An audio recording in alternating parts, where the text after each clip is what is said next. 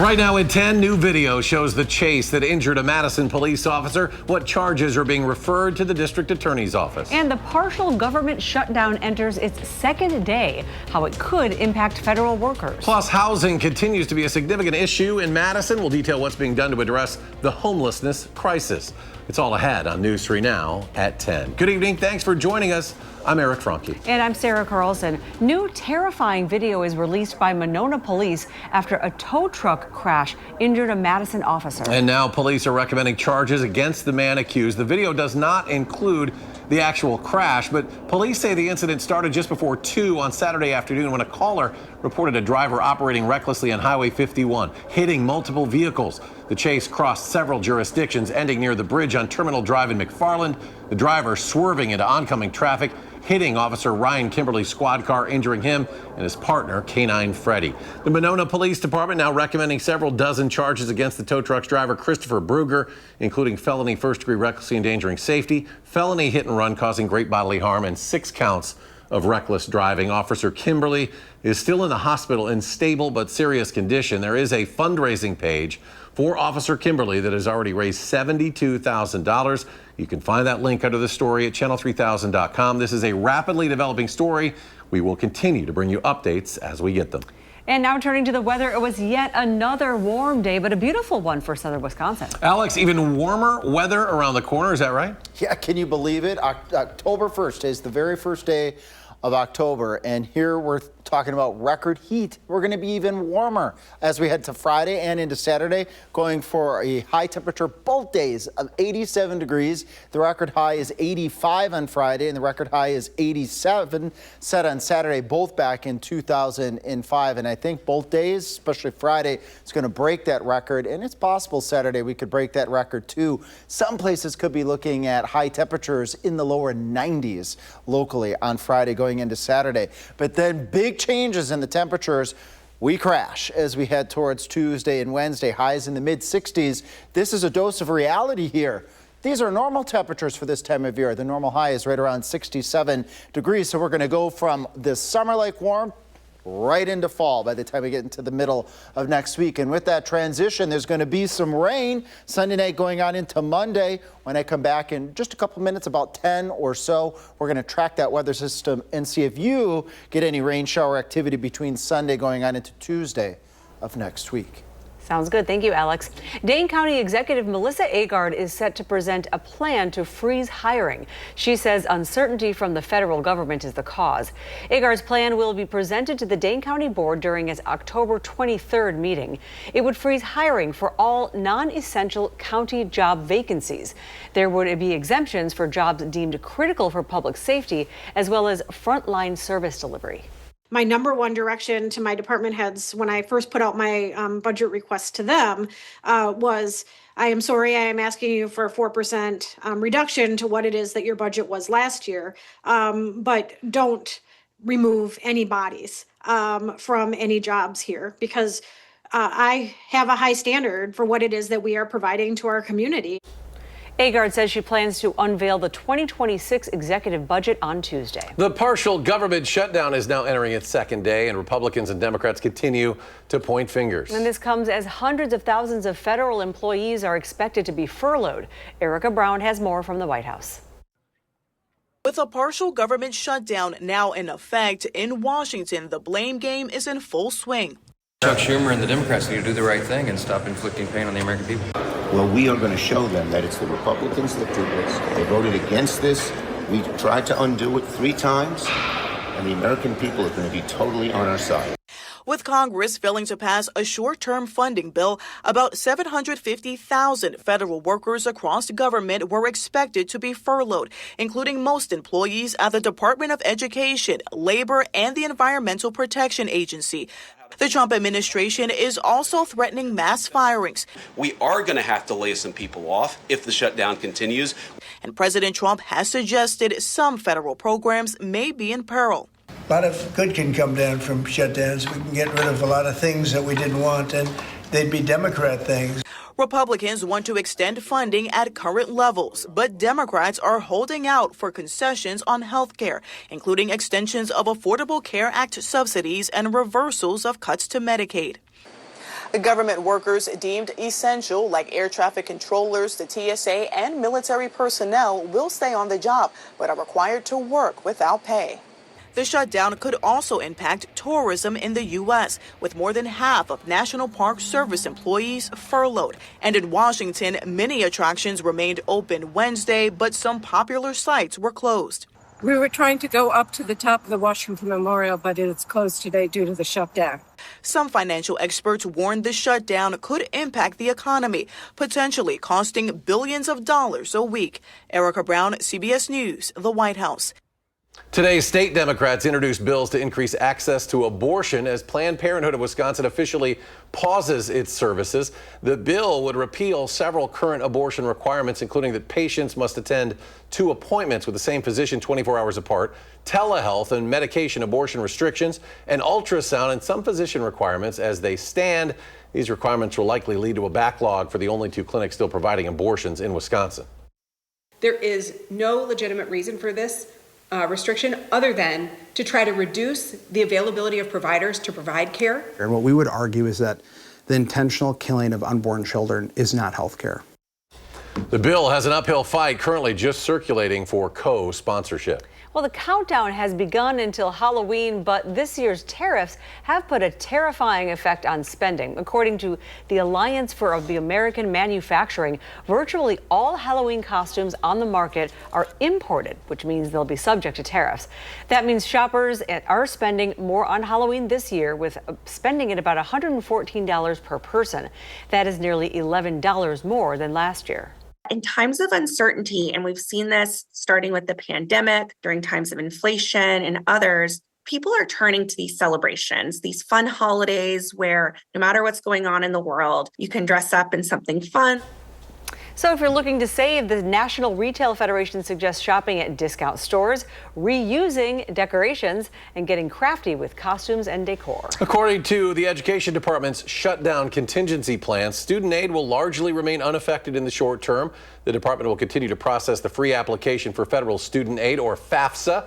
The application to apply for that aid is open right now. Earlier today, education leaders gathered in Wanakee to encourage all students to complete their applications in a timely manner. We remain optimistic that those forms will continue to be processed. And again, reminding students that the earlier they get in the queue, the better positioned they will be. So they should not let a government shutdown stop them from completing the form. And to learn more about how your child can access federal financial aid for fall of 2026, simply go to studentaid.gov. Well, Middleton High School ranks second in Wisconsin among public non-charter schools for 2025 ACT composite scores. The school ranks first in Dane County for composite scores. Out of a maximum of 36, Middleton's average ACT score is 24. The Middleton Cross Plains superintendent says they're fortunate to have all the ingredients for student success. We have engaged students, we have brilliant committed educators, we have administrators who are focusing on the right work, we have a community and parents who are engaged and really supportive of public schools. So you combine all of those factors and kids are going to be successful. The composite score represents an average of a student's English, math, and reading test scores. Next at 10, Alex tells us about the potential cool down on the way for southern Wisconsin. And homelessness continues to be a growing problem in Madison. What's being done to help those facing housing insecurity amid funding setbacks? Stay with us.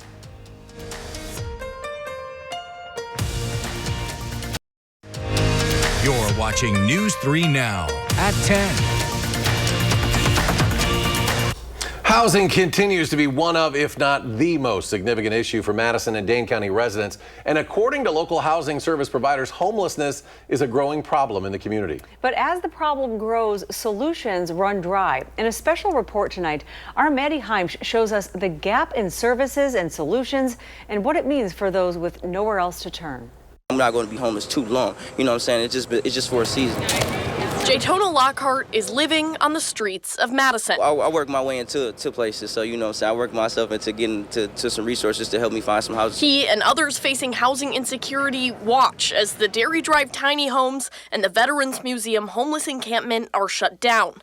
And the permanent men's shelter on the east side is being built, all changing the landscape of homelessness in the community and highlighting a growing problem. We have teams of providers that go out and count people who are staying in places not meant for human habitation. The Homeless Services Consortium of Dane County does an annual count. This January, providers identified 790 people experiencing homelessness. We know that it's an undercount because we can't find everyone. With the exception of 2021, that's the highest number in 10 years. Our point-in-time count has been increasing. According to Tori Kopp-Mueller, the consortium's care coordinator, the count has been increasing because funds are expiring. During COVID, we saw a huge influx of resources, and our numbers went down. We had a lot of money to prevent homelessness so people could stay in their homes. And then we also had a lot of money to help people exit homelessness. When the American Rescue Plan Act, or ARPA, was adopted by Congress in 2021, the motion is adopted. Dane County got $106 million. $30 million of that went to housing-related services in the form of eviction prevention, hotel sheltering, the tiny home project, and shelter operations. It was millions and millions of dollars that came to the city and the county to support people to remain in their homes. But all those funds had to be allocated by the end of 2024 and must be spent by the end of 2026. Those funds are ending. They cutting a lot of stuff, so you know it's very hard for you to kind of it's tight on the money right now and a lot of resources. So beyond that, what's left?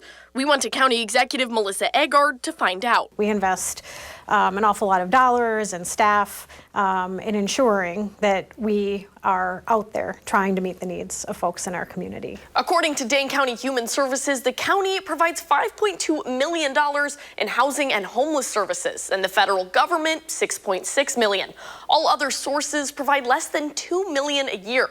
So without that $30 million in ARPA funds, the county has just around $15 million to address homelessness. That's comparable to counties of similar population in the Midwest. Can we do more? Our hope is that we can, but we have the challenges of mandates from the state and federal government, as well as a limited amount of resources that we can invest in this. But Kopp-Mueller says those resources aren't enough. It is just a tiny amount of what the actual need is. And aren't guaranteed. Oftentimes, you're going to get more money if your numbers are going down, because you're showing that you're being successful in your work. So what will it take to be successful? She says it'll take money that's simply not there. Meaning for Lockhart and others facing housing insecurity, the road to residency continues to be an uphill battle. It's not easy day to day. We just need everyone, city, county, state, and federal, to be really committed to preventing and ending homelessness and providing the resources to do that. Reporting in Madison, I'm Maddie Heimsch, News 3 Now. Maddie, thank you. And if you'd like to get involved with the Homeless Services Consortium of Dane County, you can visit the advocacy page on their website at danecountyhomeless.org. It's been another warm one in southern Wisconsin, but there is a cool down coming soon, right? Maybe? Oh, yes. Fall is finally going to make its appearance. Maybe its second appearance for the entire season so far. We had that cool snap a couple weeks ago. We got that record warmth on the way, and then there we go. The rug gets pulled out from underneath us. Tuesday going into Wednesday, 66 and 65, just updated over the last hour here doing my evening forecasting. But a check of reality, 66 and 65, that is normal for this time of year. This is the stuff, the 87s Friday and Saturday, that is not normal. That high temperature on Friday of 87, that high temperature on Saturday of 87, very likely going to meet or exceed our record highs. That record high of 85 was set back in 2005, and that 87 for Saturday, that record high was also set in 2005. So 20 years later, we very likely are going to exceed or at least tie those highs. This is what the weekend looks like. There's that 87 on Saturday, very warm, that record high, a possibility. 84 on Sunday, out ahead of a cold front that could bring some thunderstorms. And Sunday's going to be on the breezy side as well, out ahead of that cold front. So we got a very warm weekend ahead. Rain chances, nothing up until Sunday, but then as we go into Sunday night, going into Monday, possibly even lasting into Monday night, going into Tuesday, we're going to increase those rain chances with that cold front coming through. So first, to give you a glimpse of what that cold front is going to look like, this is midnight.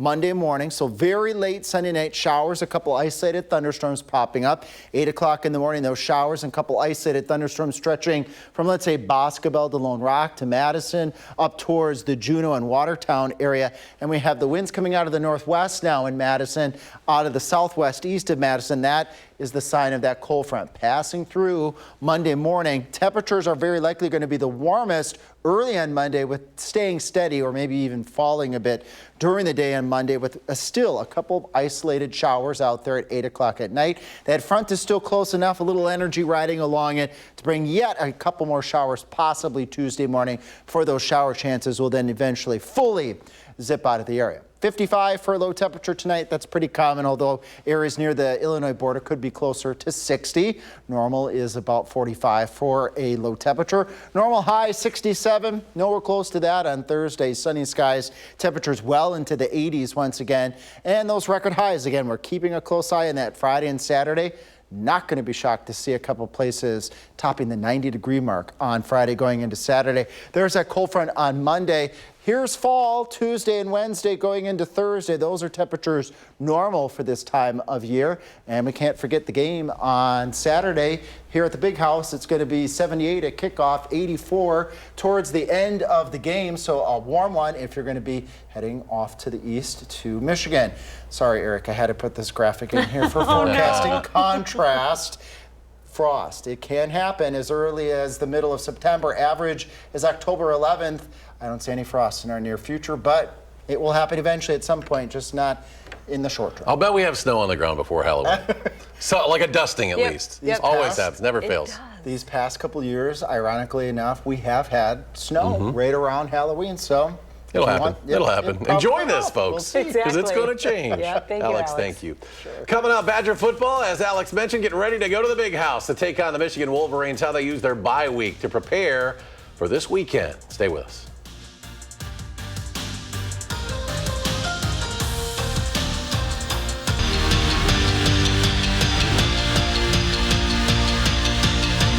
Well, the Green and Gold currently hold a 2-1-1 record, something that their head coach is not happy about. But as News 3 Now senior Packers writer Jason Wilde tells us, it's not all bad news, as Matt LaFleur sees plenty of room for improvement.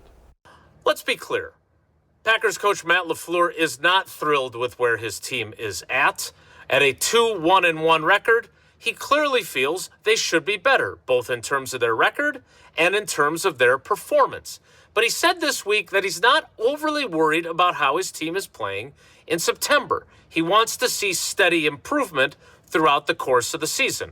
The good news, after squandering an opportunity to win the game at the end in Dallas and losing to a team that they were clearly better than in the Cleveland Browns, there is a lot of room for such improvement. You can look at our record right now. We're 2-1-1. Are we disappointed we're not better? Absolutely.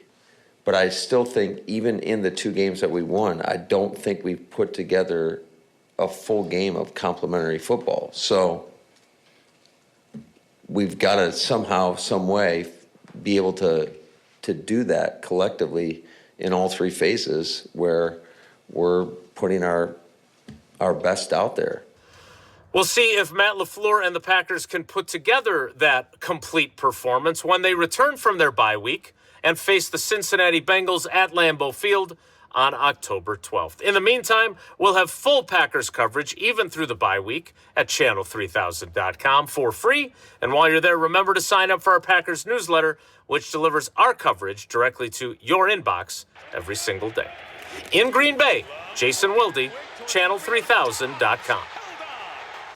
All right, thank you, Jason. Well, Wisconsin football had a lot to work on during their bye week. The Badgers prepared for the toughest stretch of their schedule now by trying to build some confidence. Our Nash Dara reports.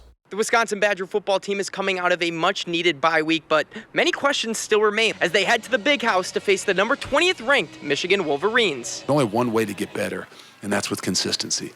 And regardless of what the opponents look like, because you're right, it's a stretch, and every single one of them bring a different challenge, you know, whether they're the top-ranked team in the country or they're not the top-ranked team in the country. Every one of them bring an incredible challenge, and that's what this business is, that's what this league is.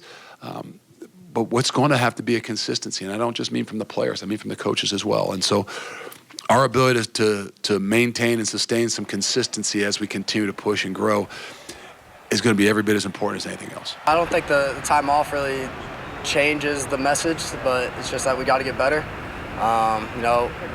Whether it's myself, the guys up front, the guys on the outside, just being able to all work together and just produce more yards, more explosives, whatever it is. There's always going to be opportunities for things to go well and things to go bad. So if you're going to let that bye week, you're going to come off that bye week being scared of maybe what you did in the past and not letting it have an opportunity to grow, then it can become a big problem. I feel like this team took a step forward this week. We built confidence within each other. We've been talking about this tough schedule since it's released, and now we're just in the thick of it.